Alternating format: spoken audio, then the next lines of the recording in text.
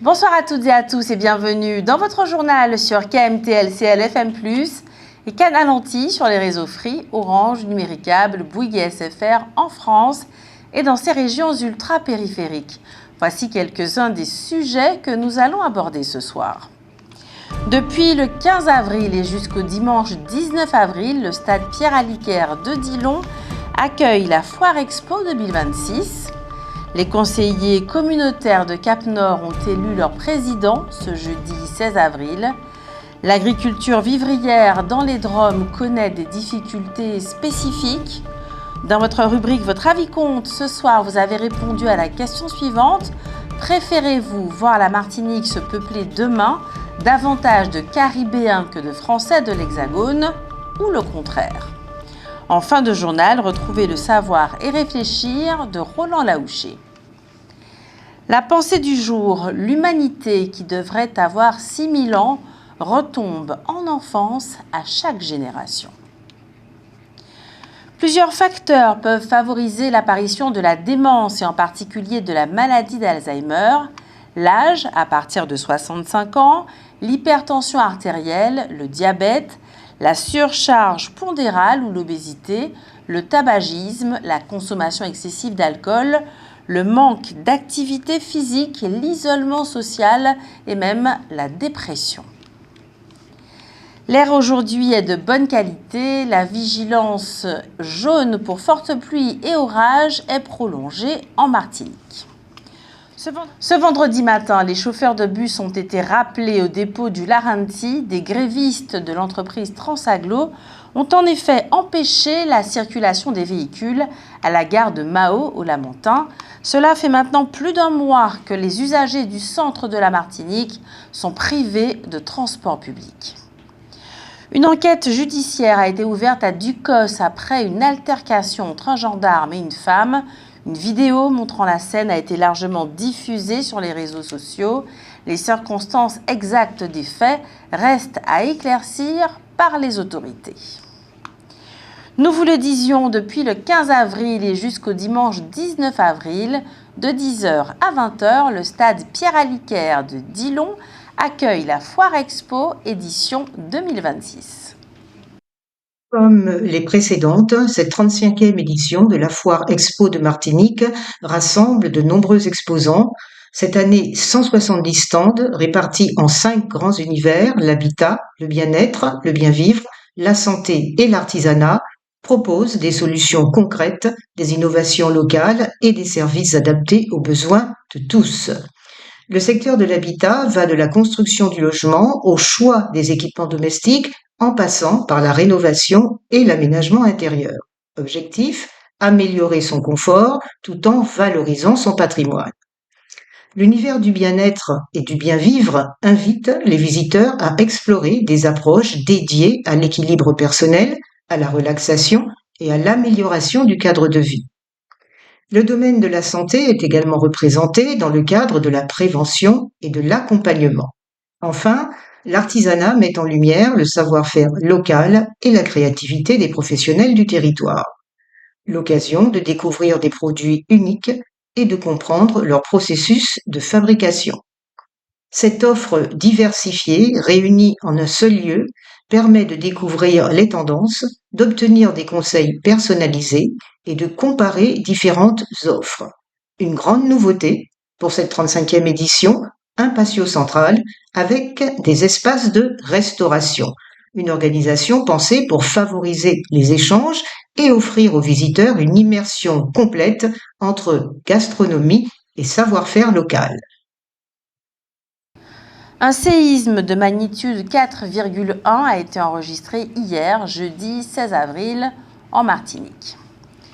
Une opération de maintenance et de remise en état du sentier de l'Aileron sur les hauteurs de la montagne Pelée se déroulera le samedi 18 avril. Entre 6h et 13h, le chantier, organisé à l'initiative de l'ONF, l'Office national des forêts, sous le label Opération Coup de main, consistera notamment à acheminer la tonne de matériel nécessaire à la réfection des marches et des revers d'eau du parcours. Les participants seront accueillis sur le parking du Millennium, aux Mornes Rouges. où une navette assurera les rotations vers le départ du chantier grâce au concours de la ville. Un repas sera également proposé par l'auberge de la Montagne-Pelée. Les marques Champflore et Montpellier mettront des produits à la disposition des participants. Les conseillers communautaires de Cap-Nord ont élu leur président ce jeudi 16 avril. Pas de surprise, à Cap-Nord, réunis en séance plénière au Marigot, les 49 conseillers communautaires ont réélu ce jeudi Bruno Nestor Azero, maire de Sainte-Marie, à la tête de l'intercommunalité avec 39 voix contre 8 pour Andrea Mosol, maire du Morne-Rouge. 2 conseillers ont voté blanc. Rappelons que 9 des 18 communes de Cap-Nord ont un nouveau maire, parmi elles 4 femmes, Ludmila Lara Destache à Saint-Pierre, Guylaine Joseph Angélique au Prêcheur, Andrea Mosol au Morne-Rouge, Cynthia Hierro au Marigot. Les 5 autres nouveaux élus sont Gérard Monstin au Carbet, Servius Charles Donatien à Bellefontaine, Thierry Joachim à Ajoupa-Bouillon, Félix Mérine au Robert et Henri Romana à Font-Saint-Denis. 3 femmes ont été reconduites, Marie-Thérèse Casimirius à Basse-Pointe, Patricia Tell à Trinité, Angèle Serbin au Morne-Vert. 5 hommes conservent également leur mandat d'édile, Jean-Marc Boquet à Casse-Pilote, Jean-Louis Marie-Louise à Grand-Rivière, Justin Pamphile au Lorrain, Jean-Charles Varaka-Voudin au Macouba et à Sainte-Marie, Bruno Nestor Azero. Notons que Cap-Nord accueille 36 nouveaux conseillers sur les 49 que compte l'intercommunalité. Fred Michel Thiraud, nouveau président de l'Espace Sud, entend prioriser les dossiers structurants du territoire, notamment l'aménagement et les mobilités. Le projet de loi permettant l'adhésion effective de la Martinique à la CARICOM comme membre associé a été adopté définitivement ce jeudi 16 avril. Une proposition de loi transpartisane à l'Assemblée veut rendre obligatoire le Nutri-Score sur tous les produits alimentaires et dans la publicité. Porté par la socialiste Sandrine Runel et soutenu par 8 groupes politiques sur 11, le texte vise à renforcer la prévention face à l'obésité et aux coûts sanitaires des aliments ultra-transformés, estimés à 12 milliards d'euros par an. Le Nutri-Score, créé en 2017 et révisé en 2025, classe les aliments de A à E. Aujourd'hui, il n'est affiché que par environ 1500 marques, soit 60% du marché, alors que 57% des consommateurs disent avoir déjà modifié un achat grâce à ce logo. Le texte prévoit une obligation d'affichage sur les emballages et la publicité avec une taxe de 2% du chiffre d'affaires en cas de refus au profit de l'assurance maladie. Reste l'obstacle du droit européen. Une mesure similaire avait été retoquée fin 2025. Les auteurs s'appuient désormais sur l'article 36 du traité européen qui autorise des dérogations pour motifs de santé publique pour tenter de faire aboutir cette fois ce qu'ils présentent comme une loi de justice sanitaire. Les infirmiers libéraux alertent sur les défis croissants du maintien à domicile dans un contexte de vieillissement accéléré de la population martiniquaise qui pourrait atteindre près de 30% de seniors d'ici 2030. La République dominicaine annonce la mise en place d'une vente aux enchères très spéciale. En mars 2013, 26 valises remplies de drogue dans un jet privé à destination de Saint-Tropez avaient été découvertes en République dominicaine. Les 2 pilotes français de l'avion, incarcérés pendant 15 mois dans ce pays, s'étaient évadés en bateau. Une affaire rocambolesque qui a fait l'objet d'une mini-série documentaire sur Canal et inspiré une mini-série sur Netflix. Les autorités dominicaines annoncent la vente aux enchères de l'avion au prix d'1 600 000 $. Des appartements, des yachts et des bijoux confisqués dans le cadre d'autres procédures pour trafic de drogue, blanchiment d'argent et corruption seront également proposés. Auditionné au Sénat sur les marges de la grande distribution, Stéphane Ayotte a réfuté les accusations d'opacité et d'abus de position dominante visant GBH, Face aux critiques sur la vie chère, il a défendu la saine gestion du groupe et affirmé la pleine transparence des comptes de ses filiales. L'église Notre-Dame de la Visitation au Gros Morne a été retenue parmi les 18 sites sélectionnés pour l'édition 2026 du Loto du patrimoine. Construite en 1743, l'église Notre-Dame de la Visitation est fermée au public depuis 2016 car ne répondant plus aux normes parasismiques depuis qu'elle a été fragilisée par le séisme de septembre 2009. La paroisse actuelle est le résultat d'une succession de structures détruites puis reconstruites au gré des aléas climatiques, sismiques et de l'évolution de la population. Autant dire que la réouverture de l'église est très attendue des fidèles. Porté par la commune, ce projet s'inscrit dans un processus de redynamisation du centre-bourg dont l'édifice est le point central. Il permettra de renforcer l'attractivité de la ville. Depuis 2018, le Loto du patrimoine, porté par la mission Patrimoine, déployé par la Fondation du patrimoine et confié à Stéphane Bern en partenariat avec le ministère de la Culture et la Française des Jeux, a permis de récolter plus de 210 millions d'euros et de soutenir la restauration de plus de 1050 sites. En 2025, le Loto du patrimoine a rapporté plus de 25 millions d'euros, battant le record des autres éditions. Un programme régional doté de 5,5 millions d'euros a été lancé pour restaurer les mangroves en Martinique et dans la Caraïbe, avec pour objectif de renforcer la résilience des littoraux face aux tempêtes et au changement climatique. L'agriculture vivrière dans les Drom connaît des difficultés spécifiques. À l'exception de la Guyane, où le nombre d'exploitants augmente aussi vite que la population, beaucoup d'agriculteurs des Drom partent à la retraite sans trouver de repreneurs, surtout dans les petites exploitations les moins rentables. La Martinique et la Réunion ont perdu 1/5 de leurs exploitations agricoles en 10 ans, selon le dernier recensement agricole qui date de 2020. Un rapport sénatorial de 2023 a en outre alerté sur les stratégies de contournement de propriétaires cherchant à requalifier leurs terres agricoles en terrains constructibles dont la vente est bien plus lucrative. Le même rapport sénatorial décrit un désordre foncier.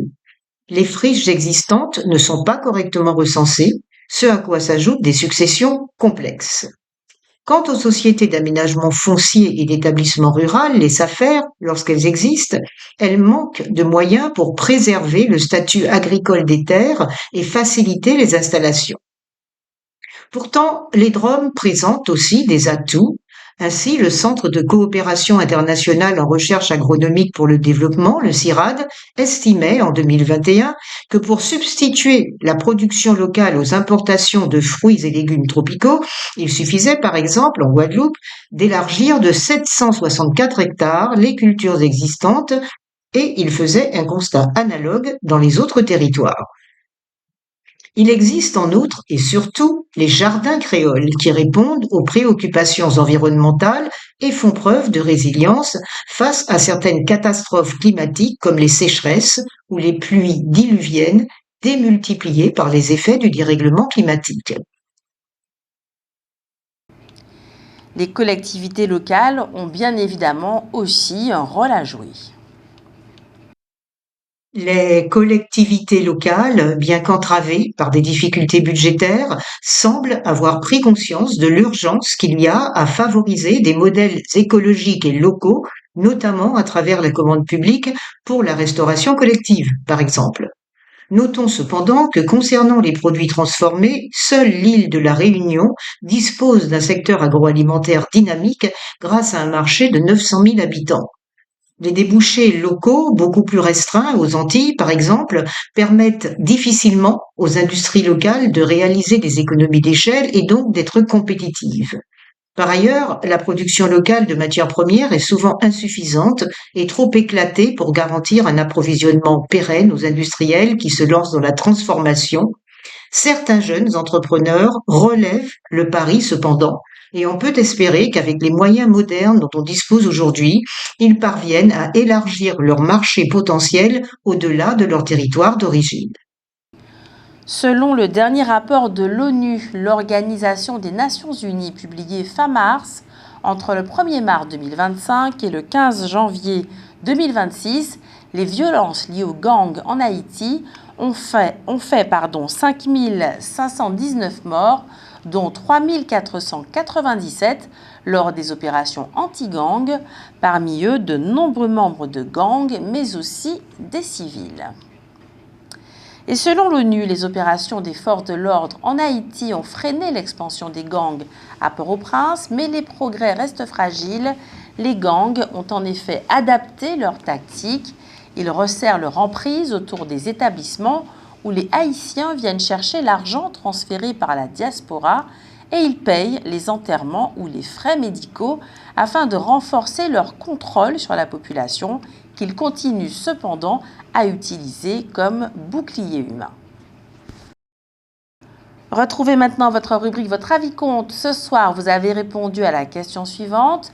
Préférez-vous voir la Martinique se peupler demain davantage de Caribéens que de Français de l'Hexagone ou le contraire?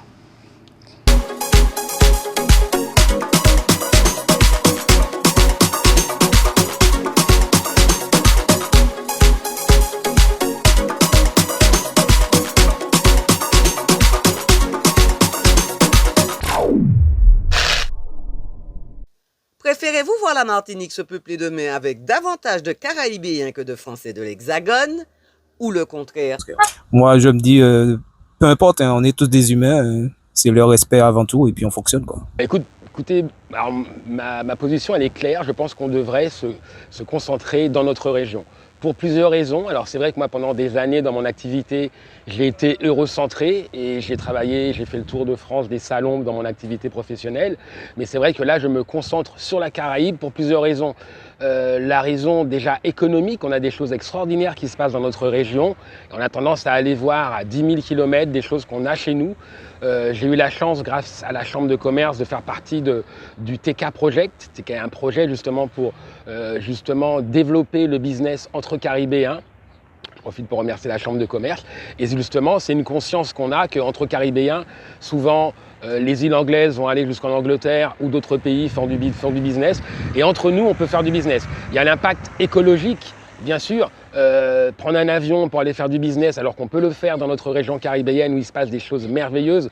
Chaque île a des spécificités, chaque île a des festivals, des choses. Et on a tout à gagner en étant le 6e continent. La réponse, oui. Alors moi, je dis en toute personnalité, en étant martiniquais, on en a pas mal de Martiniquais, Antillais qui vont en métropole, en France, etc. Oui, c'est ça. Pour moi, je dis c'est l'échange. Et ça fait du bien à la Martinique, de même que les Martiniquais vont faire du bien là-bas pour venir ici. Vous avez bien compris. Ça dépend pourquoi. Est-ce que c'est pour du commerce, pour des activités économiques, pour tous les jours, pour des échanges culturels? Ça dépend, voilà, tout simplement. Mais les pays de la Caraïbe, je préfère. L'Europe, on ne sait jamais. Préférez-vous voir la Martinique se peupler demain avec davantage de Caraïbéens que de Français de l'Hexagone ou le contraire? Vous savez, j'ai une philosophie, je suis un mondialiste. Je pense que la terre appartient à tout le monde. Tout comme on peut venir s'installer chez moi, j'estime que je peux aller m'installer où je veux aussi. Peut-être que dans la réalité, ce n'est pas ça, mais c'est mon souhait. Autre chose. Oui, mais Caribéens ou des Français, nous sommes tous des humains sur la terre. Alors, je vois pas pourquoi j'empêcherais quelqu'un de la Caraïbe ou de la France, je sais pas. Qu'importe. Ah, des gens mixent, il faut mixer. Mélanger. Ah oui. L'avenir du monde, c'est le métissage, hein.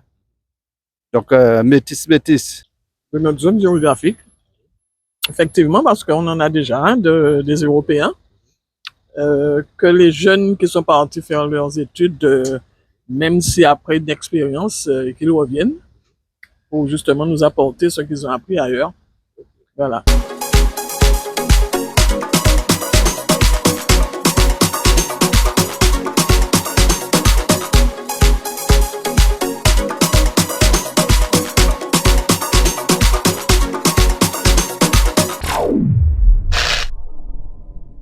Passons au savoir et réfléchir de Roland Laouché.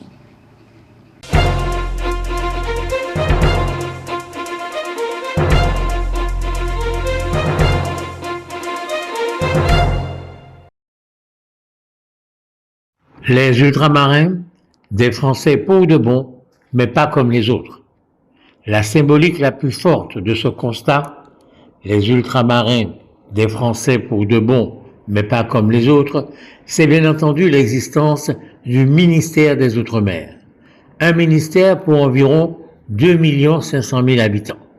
Ça avait du sens quand ces habitants semblaient être à l'autre bout du monde, lorsque la technologie n'en était pas encore à être au service de la proximité. Aujourd'hui, c'est tout le contraire. Outre l'avion, en seulement 8 heures, le bateau en moins de 15 jours, il existe en instantané le téléphone, éventuellement en visioconférence, les mails, les textos, etc. La distance n'est plus un argument. Dès lors, loin d'être un atout pour les Outre-mer, le ministère des Outre-mer est un ralentisseur et un discriminateur. Il faut des fonctionnaires de plus pour lutter contre le narcotrafic en Martinique. Eh bien, adressons-nous directement au ministère des Armées et au ministère de l'Intérieur, parce que c'est exactement ce que fera le ministère des Outre-mer, qui ne dispose ni de soldats ni de policiers. Il faut une dérogation pour un pesticide. Eh bien, adressons-nous directement au ministère de la Santé et à celui de l'Agriculture. Pas la peine de passer par le ministère des Outre-mer, qui ne dispose d'aucun médecin ni d'aucun chercheur. Bref, pour régler nos problèmes ou tout simplement notre gestion au quotidien, ayons le même parcours qu'un Auvergnat ou qu'un Breton. Telle peut être désormais notre revendication. Il n'est pas normal que pour nous rendre dans la capitale de notre pays, il nous faut dépenser une somme considérable par avion, là où à tous les autres Français, il suffit d'une somme très abordable. Il n'est pas normal que les Français ultramarins doivent débourser en moyenne plus de 30% de plus dans leurs achats quotidiens que les Français hexagonaux. En fait, nous avons le choix entre deux missions. L'une est de nous battre pour l'autonomie. Tous les élus de la Martinique se sont prononcés pour cela à l'occasion d'un congrès. Serge Letchimy, président du conseil exécutif de Martinique, a parlé ce jour-là des moments historiques, et c'était vrai. L'autre mission, c'est de nous battre pour être des Français à part entière, ce qui signifie des Français avec les mêmes contraintes, mais également les mêmes avantages que tous les Français. Hier, jeudi, M. Letchimy a réuni quelques journalistes dans son bureau et leur a clairement expliqué qu'au terme de sa longue carrière politique et à des postes de haute responsabilité, il a acquis la certitude qu'il n'est pas possible de développer le pays Martinique sans la possibilité de disposer d'un pouvoir normatif, c'est-à-dire de la possibilité de construire nous-mêmes des lois et qui ne seraient applicables qu'à nous parce que adaptées à nos réalités. Le président Letchimy a même mieux fait que cela. Il a mis au point un projet exposé dans un document intitulé Martinique 2050 et dont le sous-titre est « Briller dans le monde depuis la Martinique ». Et le titre de la partie 1 de ce document est le suivant: « Vision stratégique pour la Martinique à horizon 2050. Transformer ensemble notre modèle économique et renforcer notre capacité d'agir. » Fin citation. Dès ce moment-là, il est clair que la Martinique est pensée comme un pays à part entière et non pas comme une région de la France. Nous aurons l'occasion de revenir sur ce document, mais on peut déjà affirmer qu'il pourra servir de guide, certains diront de Bible, aux partisans de l'autonomie, à ceux qui ont choisi cette mission-là plutôt que l'autre. Dans notre sujet santé ce soir, il est question de rhume.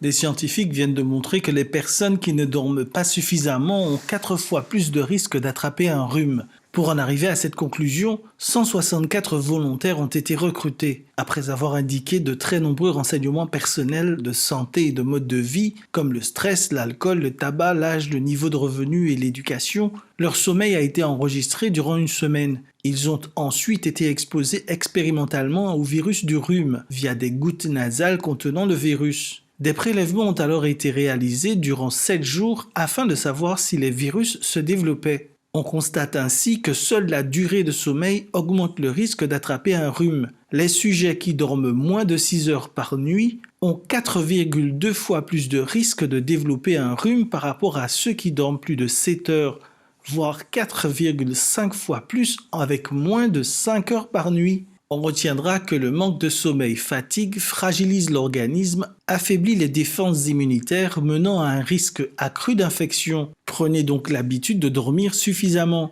Révisez votre hygiène de sommeil afin d'assurer à votre corps un temps de repos suffisant et incitez les ados à en faire de même. Ces recommandations sont d'autant plus importantes que plus d'un Français sur 3 manque de sommeil.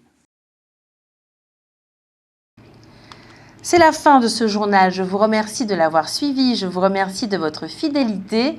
Je remercie tous ceux qui y ont participé. Jordan Adélaïde, Jean-Michel Césaire, Jenny Georges, Alain Jean-Paul, Daniel Diaz, Getty Galva, Sarah Verne, Hugues Blandy, Marie-Josée Joseph et Roland Laouché. Cette édition est diffusée à 18h30, 20h, 22h et demain à 6h25. Elle est également disponible en multidiffusion sur Canal Antilles, sur les réseaux Free, Orange, Numéricable et Bouygues en France. Vous pouvez bien entendu revoir votre journal sur kmttélévision.fr. Je vous souhaite une excellente soirée, un très bon week-end et que Dieu garde la Martinique.